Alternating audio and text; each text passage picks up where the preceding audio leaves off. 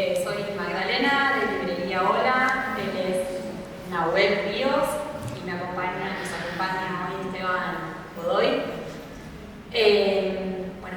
Quiero particularmente agradecerles que estén acá. Es muy importante este año habitar estos lugares, transitarlos. Estamos viviendo momentos bastante críticos, estamos defendiendo una ley que esperemos siga vigente y nosotros somos todos partes de un ecosistema que tenemos que defender y rescatar y poner en valor. Dicho esto, les voy a contar que Esteban es de Tandil, nació acá, vivió acá muchos años hasta que decidió irse a vivir a Buenos Aires. Ese es un recorrido que después nos va a contar él, pero quería presentarle, contarles que es acá de Tandil. Sabemos, Esteban, que tuviste muchos años de librero.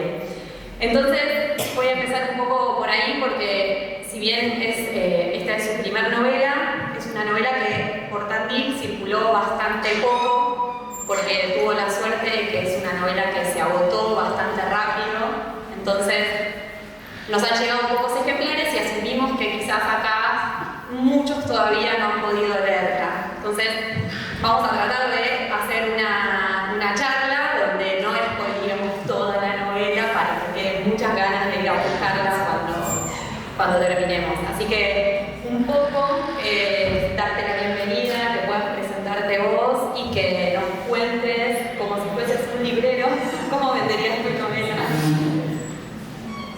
Bueno, gracias. Buenas tardes a todos.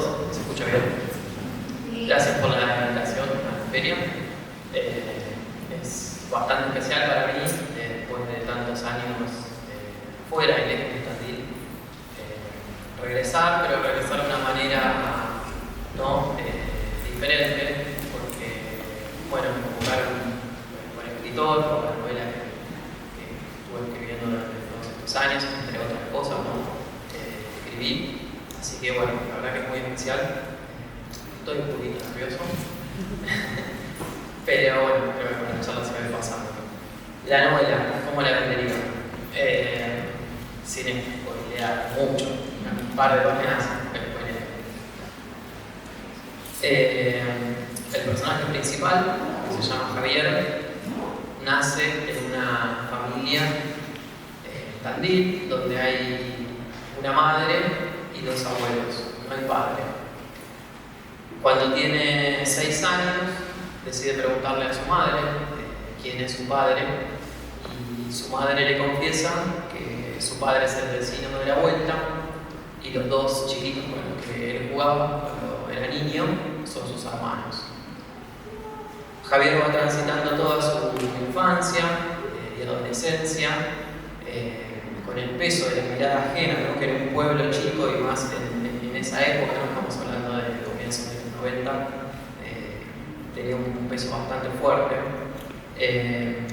Por ejemplo, en el primer día de clases, la maestra preguntaba cuál es el nombre de tu papá, de tu mamá y de tus hermanos, como si no existiera otra construcción posible de modelo familiar. Bueno, así sucesivas escenas que se van apareciendo el personaje. Hasta que cuando tiene 16 años, la madre le dice que habló con un abogado y que decidió hacer un examen de ADN para confirmar, no hay una duda, ¿no? Pero para confirmar y legalizar su estado, para que él tenga un apellido, para que si a ella le pasa algo, él tenga a quien recurrir. Entonces van a hacer el estudio de ADN y el estudio de ADN se va a hacer en el Hospital Durán de Buenos Aires.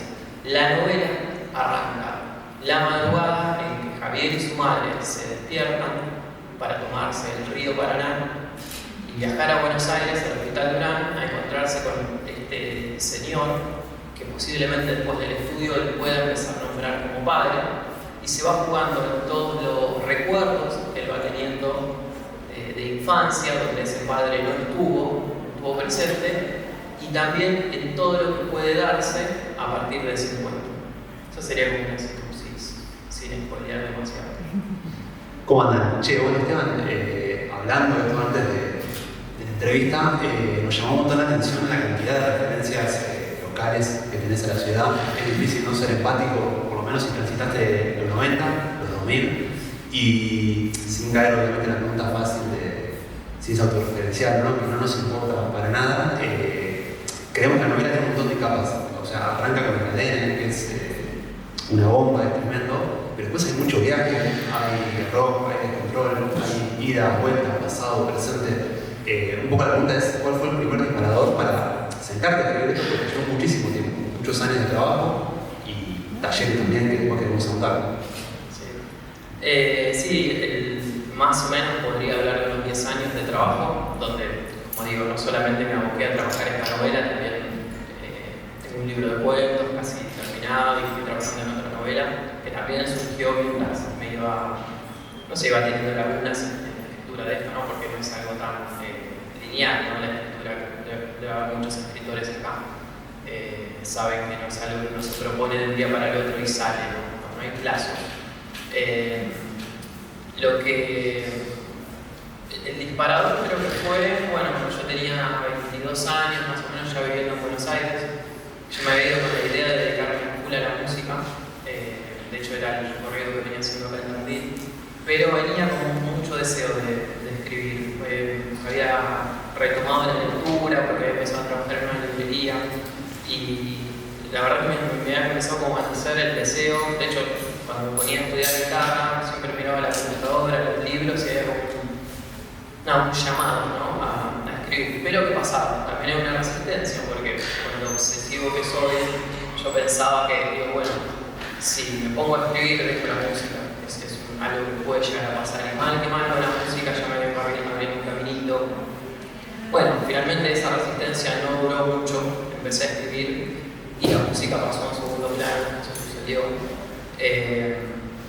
Y la idea original que yo tenía era contar mi vida, más particularmente los primeros años de aventura y descubrimiento en Buenos Aires. Eso fue como el disparador.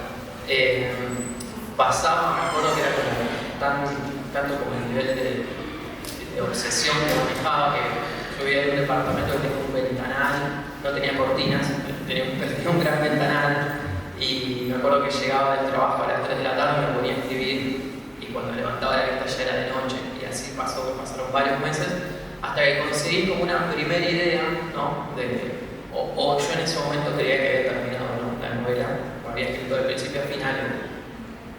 ¿Qué pasó? Con el tiempo empecé a dar cuenta que llegó a una librería, miraba un libro y digo, che, esto no se parece a lo que escribí yo, o sea, algo falta, no sé qué. Entonces ahí fue cuando empecé el taller literario de Pablo Ramos y bueno, empecé como a vivir como muchas herramientas, a empezar a entender o a cuestionarme desde qué lugar me iba a parar yo para contar esta historia, de qué se trataba la historia, ¿no? Si era solamente en aquel momento eran como unas aventuras que no tenían demasiado sentido, más que lo que a mí me había generado escribirlas, pero bueno, ahí se empezó como a trabajar mucho, como ir hacia el pasado, a ver qué le pasaba a este personaje, de dónde viene, ¿no? Cuál es su origen. Y lo primero que arribé como una gran revelación, que para mí fue todo el tema del padre ausente, ¿no? Entonces, durante todos esos años, la novela se empezó como a alinear en ese sentido, ¿no? Como la ausencia de un padre. Con el tiempo, dejé el taller de Pablo Ramos y empecé a trabajar con Alejandra Laurencich, otra gran escritora, y empezamos como a preguntarnos también qué iba a ser el personaje, ¿no? Con todo esto, ¿no? Con toda esa mochila que cargaba, ¿no? Había una búsqueda de identidad, porque lo del estudio de ADN estaba, o sea, literalmente estaba la búsqueda de identidad presente, pero se empezó a transformar como la búsqueda de identidad desde otro sentido, ¿no? ¿Cómo separa el personaje o cómo separa cada uno ante el mundo cada día, ¿no? ¿Qué hago con lo que tengo, con ese pasado, ¿no? ¿Con qué herramientas cuento? ¿Qué puedo inventar a partir de todo esto? Ese fue más o menos como todo el devenir de la novela, que bueno,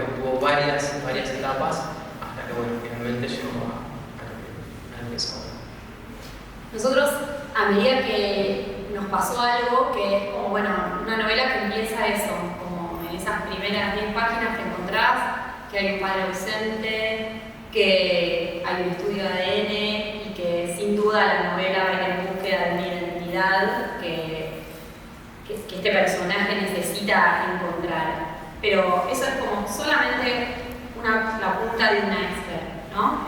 Porque van ocurriendo una novela con muchas capas. Uno puede ir desglosándola y encontrarse con una novela también de pasaje, ¿no? De un niño que deja de ser niño y pasa a ser un adulto que se va a hacer su vida solo a otro lugar. Cómo desde ese lugar ve a la ciudad en la que vivió, por qué no quiso estar más. Y eso se resuelve, te mantiene muy atento a la novela, te sostiene, ¿no? Que eso es una de las cosas que pensaba. Digo, bueno, si arranca así, ¿cómo va a ser para que lea 250 páginas y nos sostenga, ¿no? Y para mí hay algo clave que son tus personajes, porque en esos personajes uno descubre clases sociales, qué está pasando en un país sin hablar específicamente. O sea, son pequeñas construcciones de escenas muy... Bueno, ese trabajo, contarnos un poco de los personajes, de pensar la novela también como parte de hechos históricos. Bueno, el trabajo de los personajes está como desde el inicio de la escritura, ¿no? Bueno, del proceso de escritura.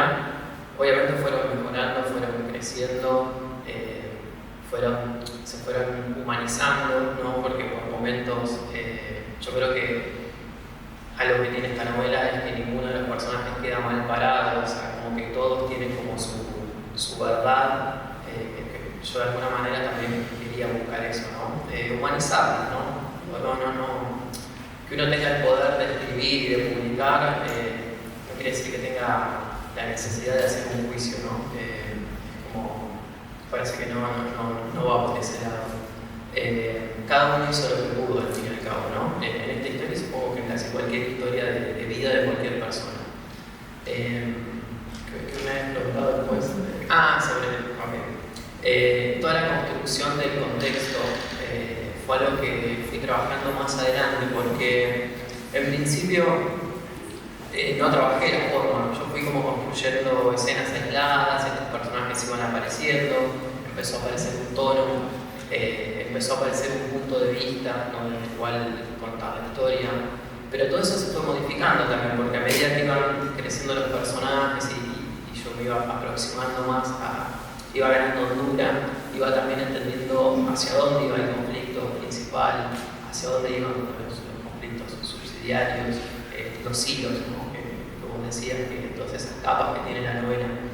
Y toda la cuestión política o del contexto histórico fue algo que lo fui agregando trabajando sobre todo en las últimas correcciones, ¿no? Cuando yo ya entendía desde qué edad a qué edad iba a ocurrir o yo iba a contar la vida de este personaje, en qué año la iba a ubicar, si iba a nacer, tuvo varios, se movió bastante, ¿no? Porque de pronto yo, en un momento de Buenos Aires, me acuerdo que quería aprovechar, no sé si se acuerdan del conflicto del campo, ¿no? Entre el campo y el gobierno, lo quería aprovechar, pero no me funcionaba. Entonces en algún momento el personaje nacía en el 89, y si lo pongo en el 88 esto entra, pero se me mueve aquello, ¿no? Bueno, fue como un laburo que fui haciendo después, y tratando como de tomar, no es necesario, o sea, creo que una novela se debe tener un universo propio y se sostiene por eso, ¿no? Si no, no podría leer una novela de ciencia ficción, dice, bueno, esto no existe, pero bueno, sí existe, porque está logrado en ese universo.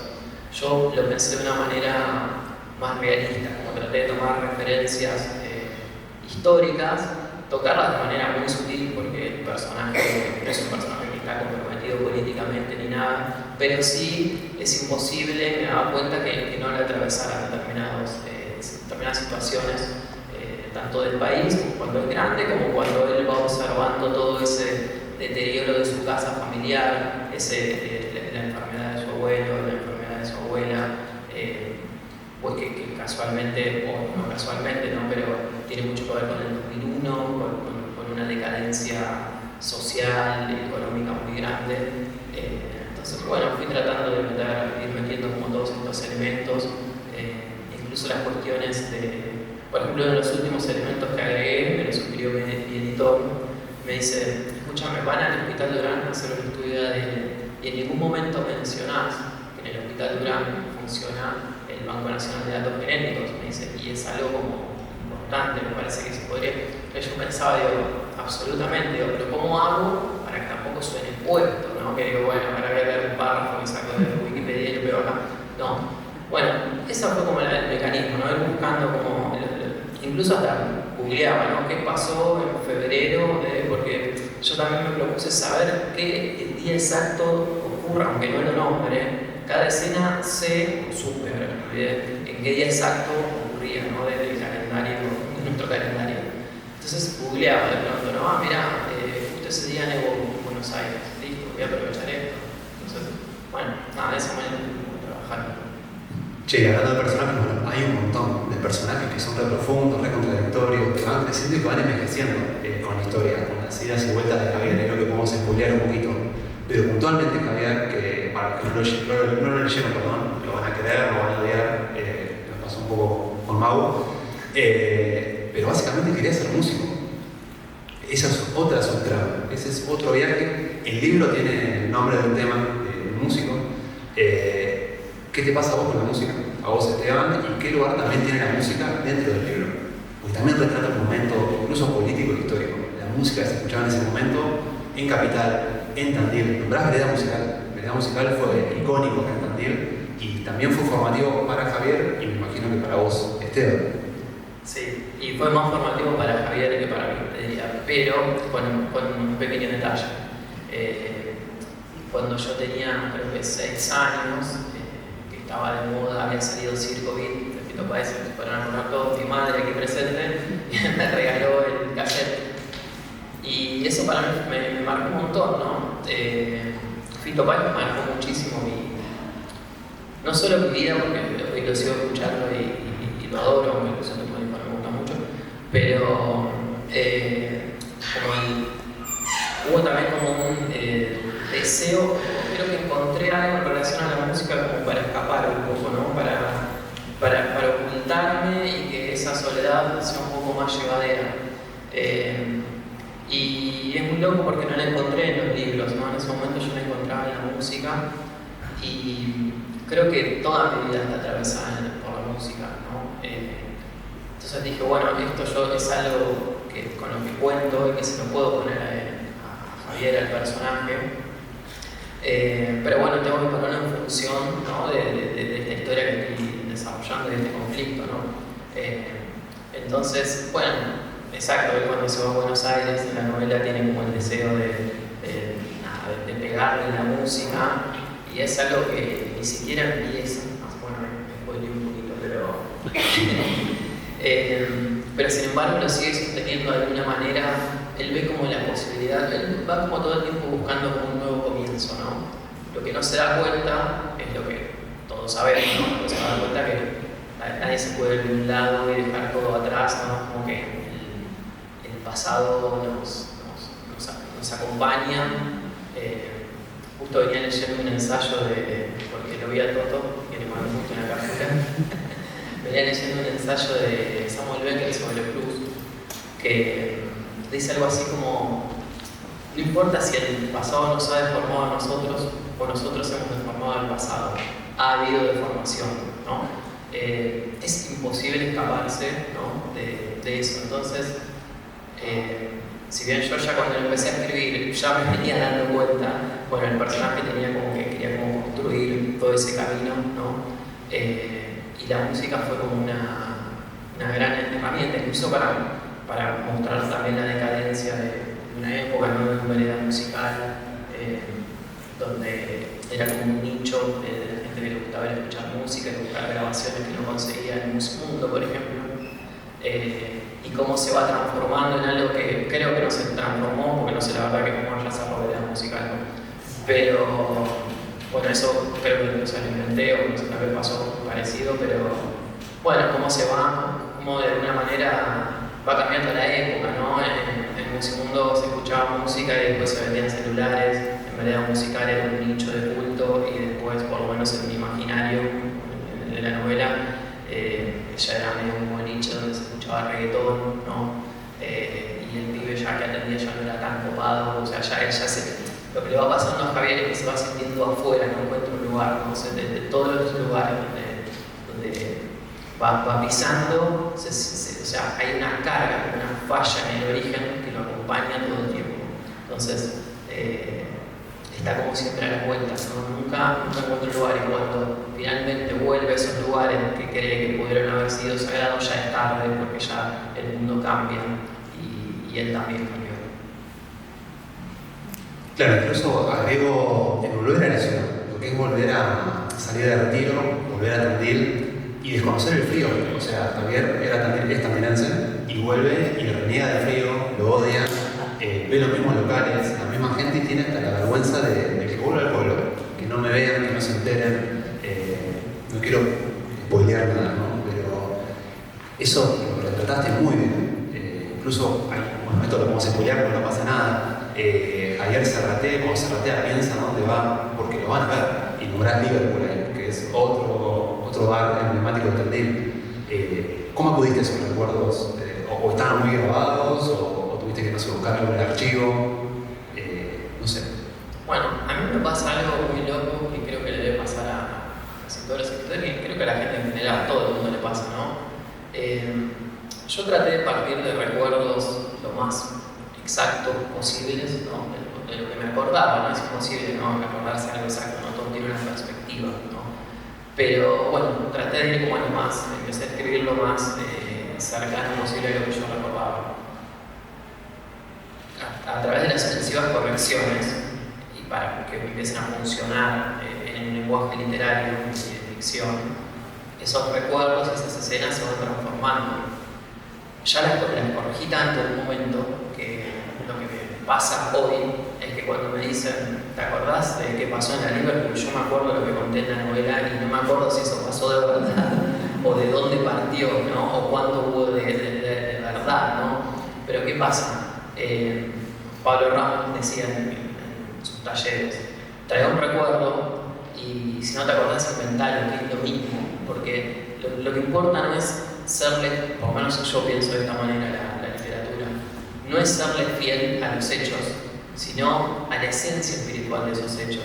Después el lenguaje de la ficción hace su parte para empezar a que todo eso empiece como a aflorar y que el lector entre en esa comunicación. Muchas veces para lograr transmitir esa sensación, supongamos que yo tuve en la confitería Liverpool observando a mi padre por la ventana, supongamos que haya pasado, ya no me acuerdo, tal vez tuve que acudir tuve que cambiar de cuajo 100% la escena para que esa sensación que yo quería transmitir funcionara, porque no es lo mismo como si no lo escribiríamos, ¿no? O sea, la ficción tiene como esa posibilidad de alcanzar un lugar que las palabras orales en la coloquialidad no. Por eso tenemos como ese recurso y yo creo mucho en... tengo como una idea bastante como espiritual de la escritura. No piensen espiritual como este término tan devaluado de hoy por hoy, ¿no? de estas épocas, sino como un ejercicio espiritual donde, como decía Paul Valéry, cuando uno corrige un texto tiene como la posibilidad de hacer una rectificación de uno mismo.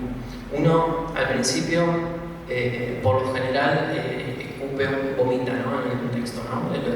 No sé, hay algo que está muy ligado al inconsciente, que es lo que plasma en una hoja. Eso, por lo general, no tiene casi ningún valor literario. Es como dice Liliana Hecker, el mal necesario. Pero ahí, a medida que empieza a leer y entender qué quiso decir y qué es lo que está pasando, cuál es el conflicto, hay un miedo que hay, ¿no? Hay una angustia, hay desesperación, euforia. Cuando uno logra entender de qué se trata, puede empezar a corregirlo. Y cuando empieza a corregirlo, también tiene de alguna manera la posibilidad de ir corrigiéndose, ¿no? Entonces, yo creo que uno, escribiendo de esta forma, que no digo en absoluto que sea la única, ni que vaya a dar el mejor o peor resultado, en absoluto.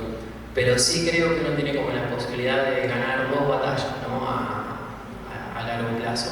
Una es la de concretar su obra y otra es la de alguna manera tomar perspectiva, verse con una perspectiva a uno mismo, ¿no? Entonces tener como la posibilidad de, tal vez vamos a decir una palabra, es una palabra muy burda, pero de mejorar, ¿no? De ser un poco mejor, ¿no? De descubrir algo, de trabar algo, de avanzar. Bueno, ahí estás como ahondando un poco más en la parte de vos conformándote como escritor. Como nos contaste que fuiste con Pablo Ramos y con Alejandra al taller. ¿Cómo fueron, o sea, es una transición de muchos años para llegar? ¿Cómo, o sea, cuáles fueron aquellas cosas que vos sentís que fueron las que de ellos hicieron, se solidificaron para construir esta novela? Bueno, con Pablo toda esta cuestión, ¿no? No estoy inventando todo lo que digo, o no lo inventé yo, lo he tomado de maestros, la gran mayoría. Pablo, mucho de esta cuestión estructural y del trabajo espiritual, ¿no? De alguna manera, por llamarlo así, me suena raro. Y bueno, todo lo que es estructura, ¿no?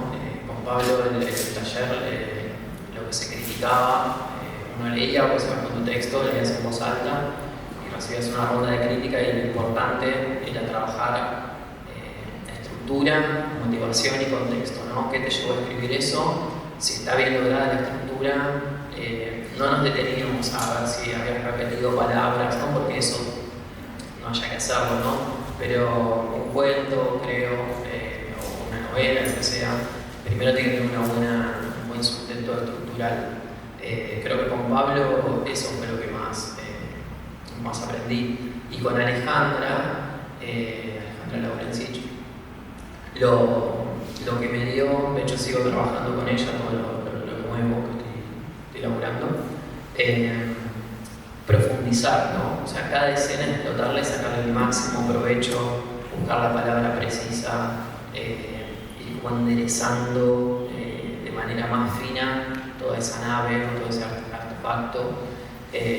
Incluso se construyeron escenas intermedias, porque yo llegué con una novela al taller de Alejandra, bueno, la escrita con Alejandra, mejor dicho, una novela terminada, entre comillas, pero que eran, no sé, 40 escenas que no tenían todavía ningún orden, no tenían ningún sentido como libro, como forma, pero sí todas estaban atravesadas, eso sí estaba clarísimo, estaban todas atravesadas por el mismo conflicto, los mismos personajes. Entonces, con Alejandra empezamos como a armarla, a ver, bueno, acá tenemos que construir algunas escenas intermedias, aprovechar esto, desarrollar, por ejemplo, toda la parte de la abuela, es algo que empecé a desarrollar con Alejandra, toda la parte de Buenos Aires también.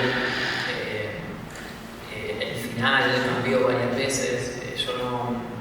Al principio yo había llegado con un final que me gustaba, pero creía que podía haber algo más, algo mejor. Fui para un lado, estuve un año trabajando, porque en una novela es un todo, ¿no? Si uno cambia el final, tiene que trabajar todo indefectiblemente, porque es un mecanismo, ¿no?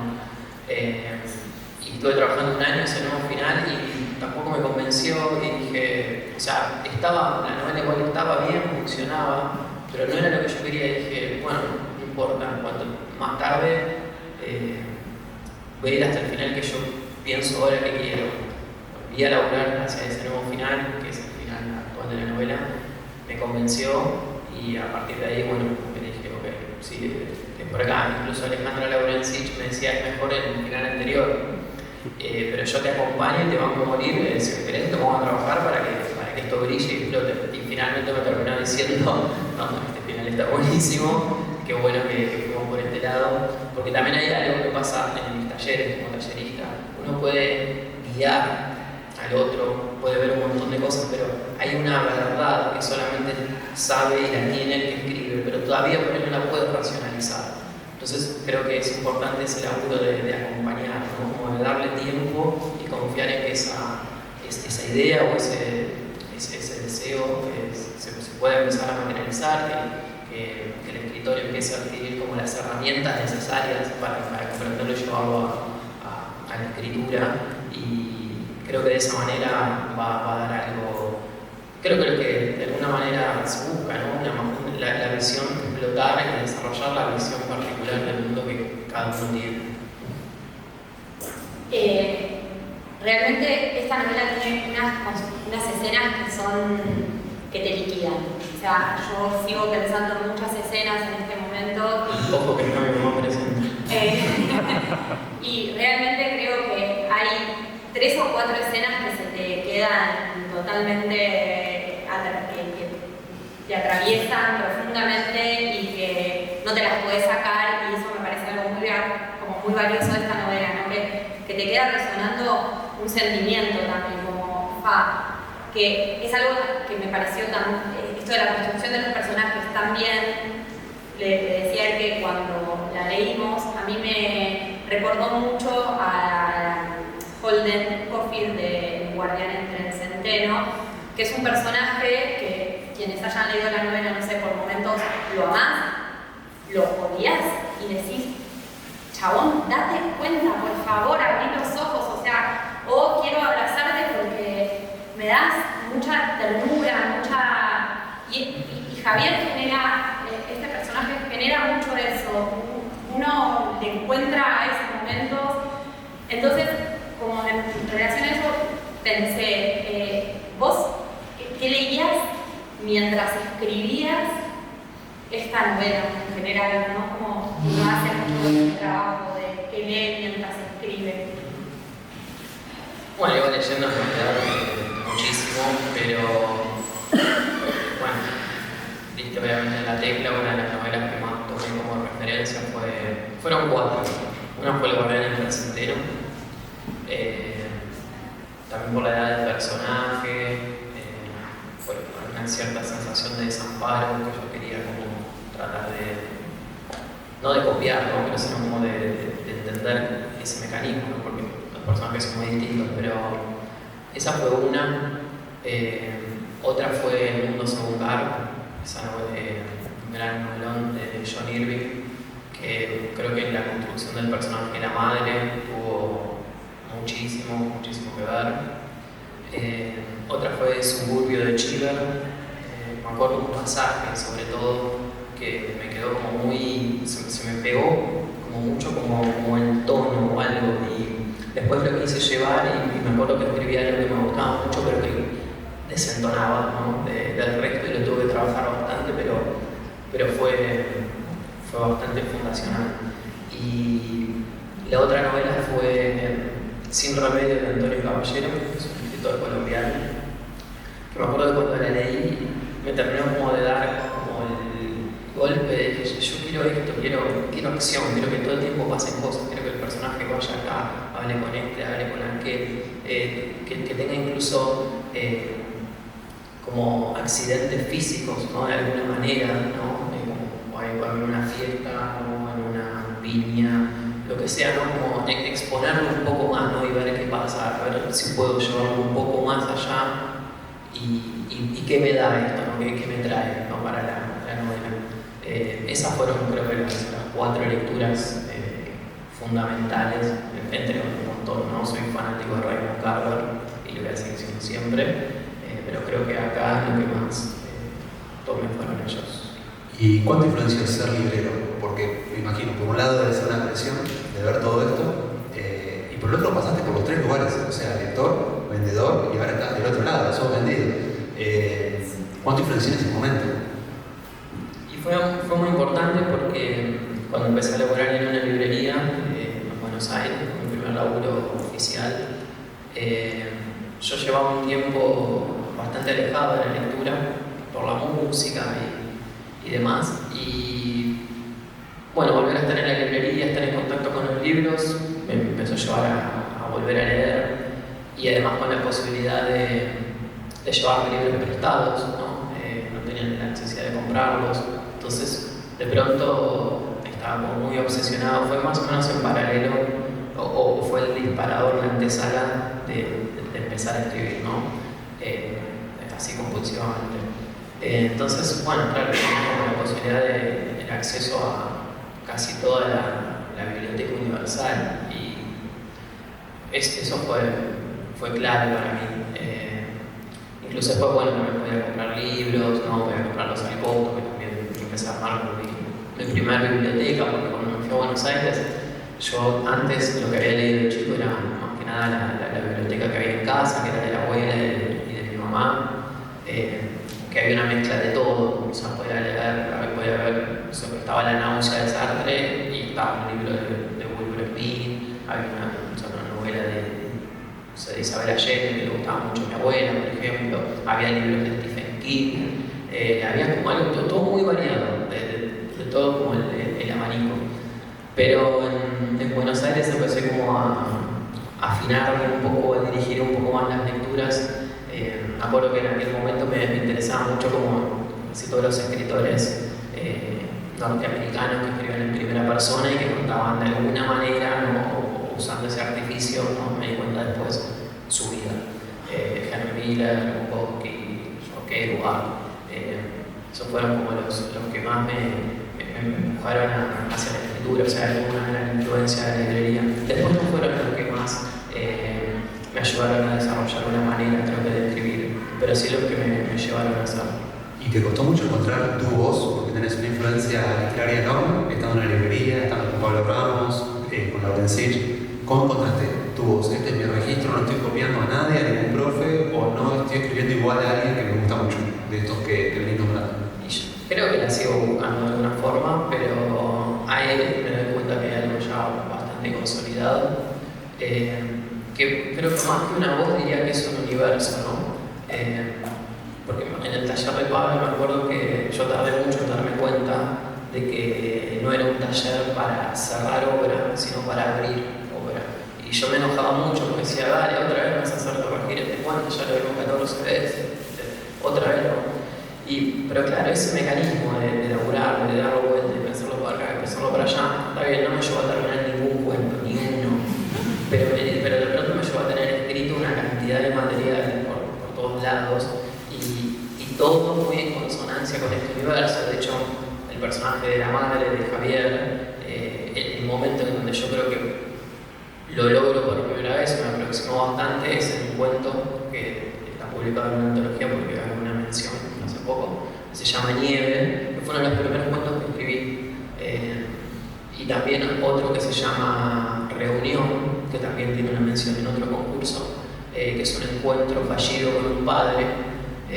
También ahí fue como donde empecé a entender un poco el personaje del padre, como que el universo empezaba a crecer y bueno, después iba a la novela y bueno, empezaba a armar algunas situaciones con estos personajes que empezaba a descubrir y después me cansaba y empezaba otro cuento nuevo, pero en ese cuento nuevo de pronto aparecía algo de Buenos Aires o después también fue apareciendo mucho por ejemplo, de la novela que estoy trabajando ahora, que es el mismo personaje 10 años después.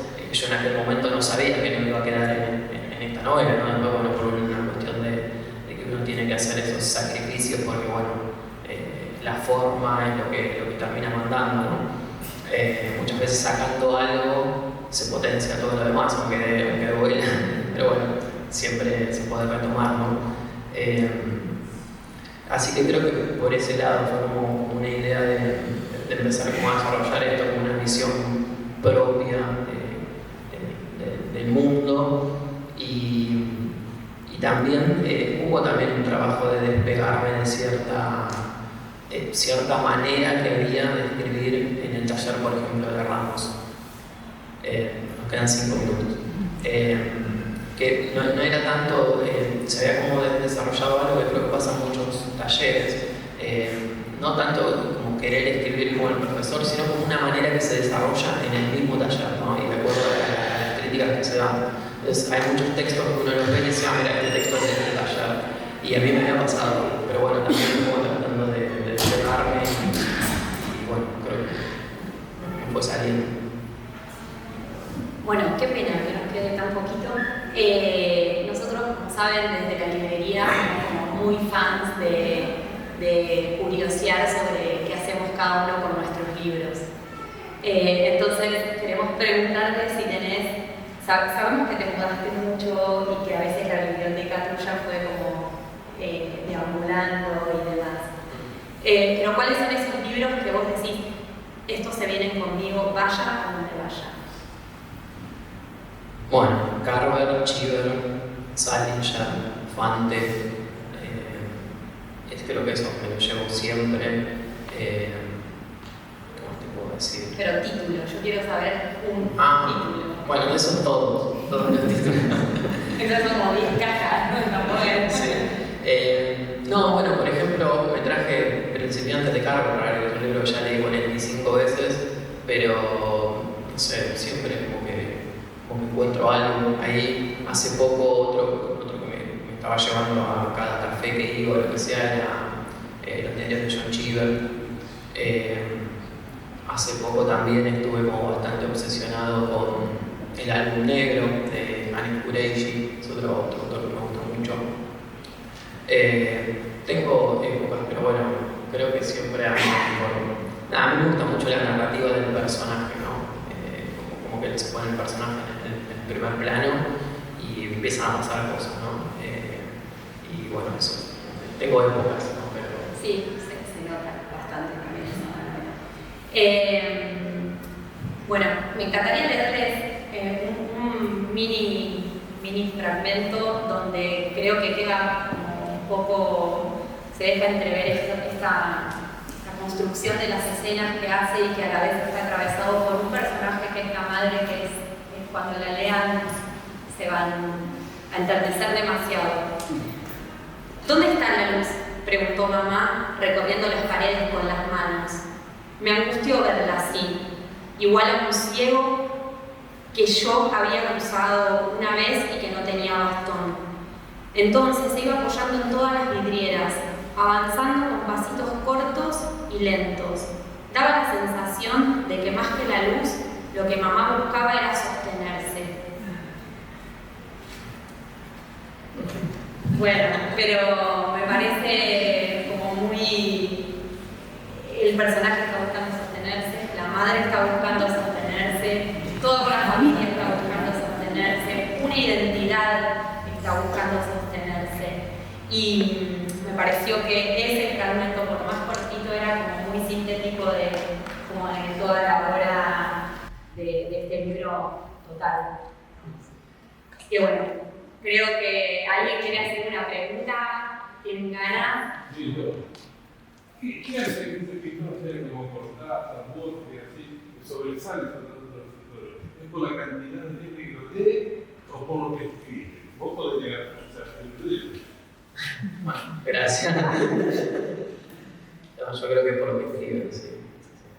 Por una manera tan particular que tienen de escribir, de desarrollar sus personajes, sus cuentos. Creo que eso es lo que después le va dando la popularidad. Por lo menos me gusta creer que sea así. Hay esperanzas. Bueno, nos están diciendo que tenemos que pasar.